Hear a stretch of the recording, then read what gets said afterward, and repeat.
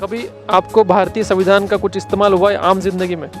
फिलहाल अब तक तो नाही. कारण की संविधान हे पूर्ण असं कास्टवर बेस करून टाकले आहे. पण फेमिनिझमच्या नावाखाली जे महिला संविधानाचा दुरुपयोग करतात बऱ्याच वेळा.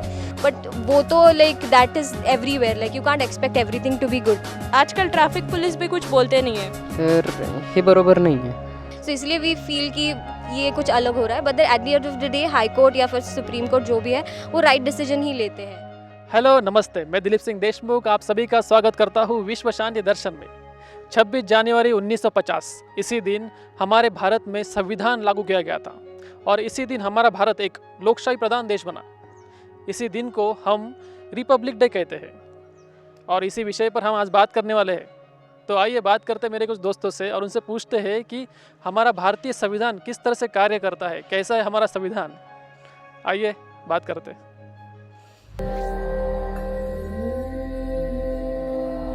गणतंत्र दिवस आणि स्वातंत्र्य दिवस यामध्ये काय अंतर आहे?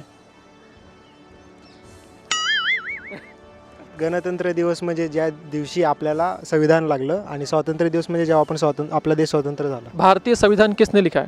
नाव तसं बाबासाहेब आंबेडकरांचंच येतं, पण त्यामागे अजूनही खूप लोक आहेत ज्यांची मेहनत आहे त्या संविधानामागे. तुला काय वाटतं आपलं भारतीय संविधान कसं आहे? चेंजेस है, चेंजेस ज़रूरी है, बट ऐसा नहीं है कि मतलब बहुत प्रॉब्लम्स है, ऐसा है. कुछ अमेंडमेंट्स होने चाहिए, but otherwise it's good for the people who live in rural areas. आपलं भारतीय संविधान त्या मानाने सांगायला गेलं तर बाहेरच्या देशांप्रमाणे मोठं आहे, बरंच मोठं आहे. पण कसं झालं आहे की मोठं असणंच हे गरजेचं नाही आहे. हां, जेव्हा संविधान लिहिलं होतं तेव्हा ते खूप चांगलं कन्सिडर करत होते, पण आता ते थोडं प्रॉब्लेमॅटिक झालं आहे. कसं? लाईक स्टुडंट्सला रिझर्वेशन्स नाही आहेत, तेव्हा ते एक पॉझिटिव्ह वेमध्ये लिहिलं होतं, पण आता ते पॉझिटिव्ह वे कन्सिडर नहीं करत. जो अगर किसी ने केस किया है या कुछ किया है तो वो बहुत टाइम लेता है. यूजुअली अगर किसी ने कुछ गलत, किसी के साथ कुछ गलत हुआ है, पर अगर जो गलत किया है ना वो लोग अगर कोई ऐसे रिच है या बड़े अथॉरिटी के पास जाते हैं तो वो लोग ज़्यादा इसमें रहते हैं पावर में, और जो सही है वो भी गलत हो जाता है क्योंकि उसको जस्टिस नहीं मिलता है. और ये सब यूजुअली बहुत टाइम चलता है और हम लोग के जैसे नॉर्मल पीपल लोग को इतना टाइम नहीं है कि उसके पीछे लगे रहे और उसके आगे पीछे टाइम पास करते रहे. जस्ट लाईक कास्टिझम, काही लोकांना जास्त प्रेफरन्स दिला असतो, काही जे ओपन कॅटेगरी आहे त्यांना प्रेफरन्स नाही. जस्ट लाईक पोलीस भरती ज्यांना जे केपेबल आहे, ज्यांना चांगले स्कोर्स येतात ते पण ते त्यांची कॅटेगरी त्यांना प्रेफरन्स कमी दिला जातो आहे. कॉन्स्टिट्यूशनमध्ये ते 10-10 वर्षांनी चेंज करायला सांगितले होते रूल्स, पण ते चेंज नाही होत आहेत, तेच फॉलो करत आहेत. तुला काय वाटतं की सध्या आता खरंच गरज आहे रिझर्वेशनची? रिझर्वेशनची आत्ता गरज आहे असं नाही आहे, कारण की आता शिक्षण सगळ्यांसाठी समान आहे. बाबासाहेब आंबेडकरांनी ज्यावर संविधान लिहिले त्यामध्ये असंही इन्क्लुडेड होतं की दर 10 वर्षांनी रिझर्वेशनची सिस्टीम अपडेट झाली पाहिजे किंवा चेंजेस आले पाहिजेत त्यावेळेसच्या पॉवर्टी लेवलनुसार प्रत्येक कास्टच्या. तर ते रिझर्वेशन 10-10 वर्षांनंतर अपडेट झालं नाही आणि त्यामुळे लोकांची मांग सुरू झाली प्रत्येक पर्टिक्युलर कास्टची की आम्हाला रिझर्वेशन हवंच म्हणून. पण इन ओवरऑल ते पूर्ण कंट्रीच्यानुसार ते ड्रॉबॅक आहे आपल्या कंट्रीसाठी. कभी आपको भारतीय संविधान का कुछ इस्तेमाल हुआ है आम जिंदगी में? फिलहाल अब तक तो नाही. नाही, कारण की माझे कास्ट, कारण की संविधान हे पूर्ण असं कास्टवर बेस करून टाकले, तर मग ते कास्ट माझी ओपनमध्ये बसते, तर मला तर काही उपयोग नाही आलेला आहे. आपको क्या लगता है कि जो भारतीय संविधान है उसमें महिलाओं के लिए ज़्यादा अधिकार है पुरुषों के मुकाबले, तो उसका गलत इस्तेमाल होता है आपको ऐसा लगता है कहीं ना कहीं?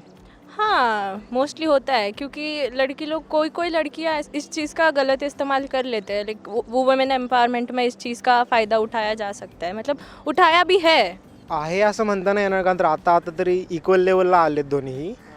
सो दिस इज़ बिकॉज कि पहले वुमेन अनएडुकेटेड थे, तो तब उनके लिए बहुत प्रॉब्लम्स होते थे. पहले वो रूरल एरिया से ट्राइबल पीपल थे, बट अभी since women are getting more मतलब हम डेवलप्ड सिटीज़ देख रहे हैं तो वुमेन एजुकेशन उनके लिए बहुत ईजियर हो गया है.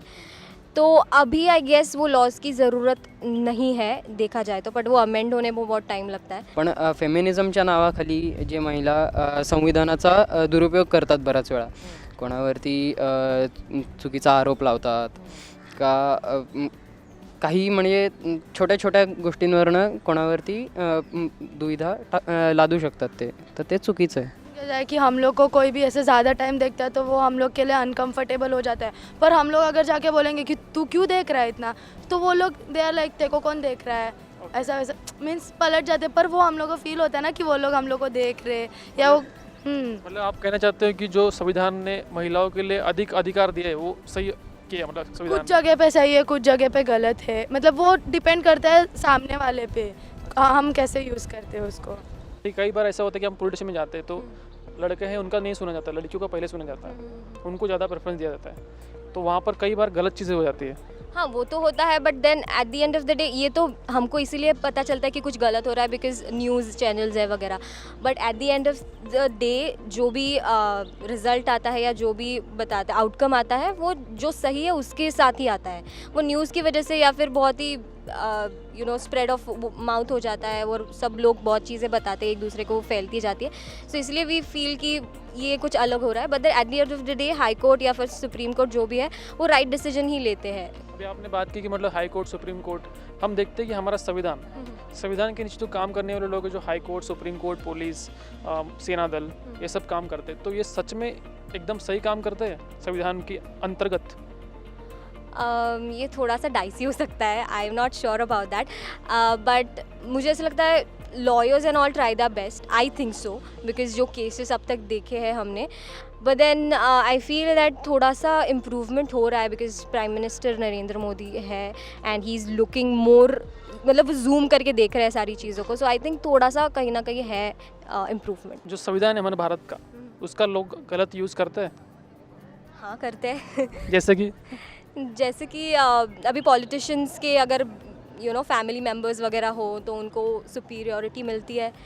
मतलब मैंने तो अभी तक ऐसा कुछ देखा नहीं है क्योंकि मैंने उतना कुछ एक्सपीरियंस किया नहीं है, तो मुझे नहीं पता, पर ऐसे न्यूज़ व्यूज़ में देखा है कि बहुत लोग ऐसे अगर फॉर एग्जांपल कोई घर खरीद रहा है, बहुत टाइम लगता है उनको, मतलब वो लोग पैसा डाल देते हैं पर उनको वो बिल्डिंग बनने के लिए, और अगर बिल्डर या कुछ बराबर नहीं है तो उनको वो जो जस्टिस मिलना रहता है वो नहीं मिलता, और वो लोग वेट करते करते मतलब एक टाइम के बाद नॉर्मल इंसान थक जाता है, वो फिर बाद में आगे लढणे नहीं जाते क्योंकि उनके पास भी उतना टाइम नहीं रहता है। संविधानाचं तर नाही म्हणू शकत, पण मी डेली लाईफमध्ये बघत असतो नाही का, ज्यावेळेस मी PMTने ट्रॅव्हल करतो त्यावेळेस स्पेशली वुमेनसाठी एक वेगळी सीट्स असते आणि पुरुषांसाठी नसते, ते पुरुषांसाठी असायला पाहिजे। आता पॉलिटिशियन्स आले त्यामध्ये, परत बिल्डर्स वगैरे आले जे दुसऱ्या लोकांना पहिल्यांदा तर आश्वासन देतात की आम्ही तुमच्यासाठी फॅसिलिटीज प्रोव्हाइड करू, घरं प्रोव्हाइड करू, आणि ते सांगून त्यांच्याकडून इन्कम त्यांचं फायनान्शियल कॅपिटल म्हणा किंवा मग दुसरे कुठले कागदपत्र सह्या वगैरे घेतात आणि त्याचा दुरुपयोग करून मग त्यांना शेवटी ते त्यांचे जे आउटकम्स आहेत ते देत नाहीत, आणि तेही त्याला फाईडबॅक करू शकत नाही कारण तर त्यांच्याकडे तेवढी नॉलेज नाही आहे की जाऊन चांगला वकील शोधणं, किंवा कंप्लेंट केल्यानंतर पण ते जे बिल्डर्स आणि पॉलिटिशियन त्यांचा स्वतःचा वकील पहिल्यापासून रेडीच असतो ना, जर इन केस त्यांना ते ऑब्वियसली ते प्लॅन करूनच बसलेले असतात।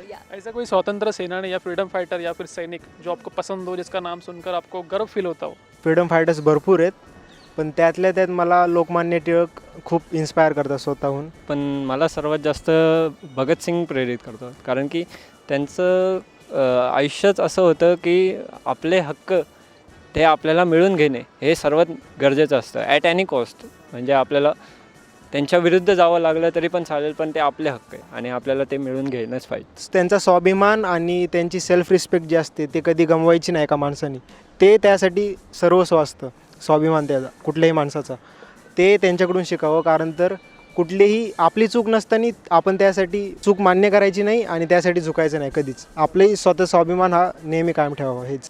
गोडसेंनी असं एक छान इन्स्पिरेशन ठरवला की जी गोष्ट आपल्यासोबत घडते, चुकीची घडते, ती गोष्ट ऐकून घ्यायची नाही कधी, तर तो व्यक्ती किती पण नेक असू दे, काही असू दे, चुकीला माफी नाही, हे दगडी चाळ। हां, दगडी चाळ। खरं तर ती गोष्ट सगळीकडेच लागू होते। ही इज़ अ पुलिसमैन जो अशोक कामटे थे 24/7 के, आई रियली फील कि उस टाइम पे जो भी शहीद हुए हैं, like they are the real heroes.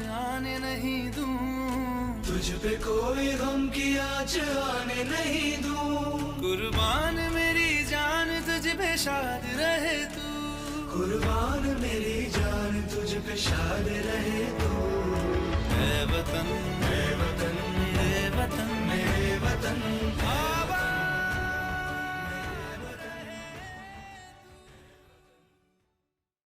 आपने कोई ऐसा चीज़ जो आपने लॉ तोड़ा हो या फिर संविधान का आपने अपमान किया हो? नहीं ऐसा मतलब आम जिंदगी में हर इंसान कोई ना कोई लॉ तोड़ता ही है। नहीं, आई डोंट थिंक सो। ऐसे लॉ जैसा कुछ ऐसे तोड़ा है, आई डोंट थिंक सो। मतलब आपने कोई भी लॉ नहीं तोड़ा अभी तक? No, I don't think so. सच में? Welcome back. आशा करता हूँ आज का हमारा प्रोग्राम आपको बहुत पसंद आया होगा। आज का युवा वर्ग संविधान के बारे में क्या सोचता है ये जानकर आपको थोड़ी सी तो हैरानी हुई होगी, पर हर चीज़ को बदलने की ज़रूरत है, आपको भी बदलाव की ज़रूरत है। विश्व शांति दर्शन की ओर से आप सभी को रिपब्लिक डे की ढेरों शुभकामनाएं। देखते रहिए विश्व शांति दर्शन।